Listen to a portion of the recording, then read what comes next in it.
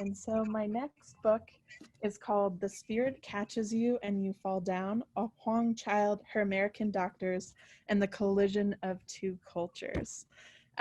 So this book is predominantly about a culture clash. Basically what happens is there is a young Huang girl who has recently immigrated from Laos. Her name is Leah Lee. And her family ends up having to take her to a hospital because she is seizing terribly. And so what is found out is that basically she has a very severe form of epilepsy, which does not respond well to treatment. And kind of because of this, there's two very different perspectives. So for the Hmong people, they basically see this as a very serious condition, but in a way it's also a gift. It allows you to access the ancestral plane, the spiritual plane. And so while you need to be able to regulate it and control it, it is also a wonderful thing that not many people have.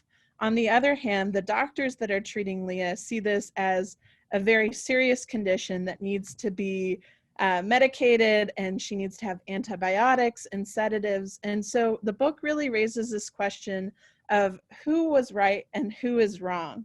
But what I love is it's really these two cultures that are often in uneasy coexistence colliding.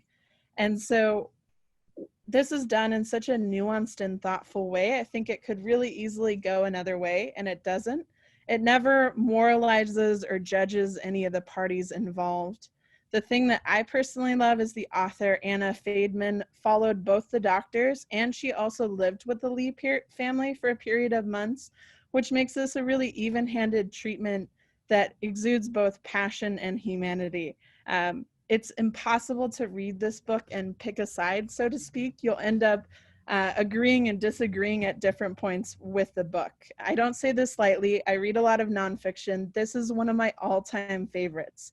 What I think makes it so special is a lot of nonfiction books can sometimes come off as a monologue. You as a reader sit, take in knowledge that the author is imparting to you. This book is much more of a dialogue. I found that it's hard not to engage with the text. So when I was personally reading it, I would share passages with my family and friends. I would also even exclaim aloud whether I agreed or disagreed with the author, and just got really absorbed in it.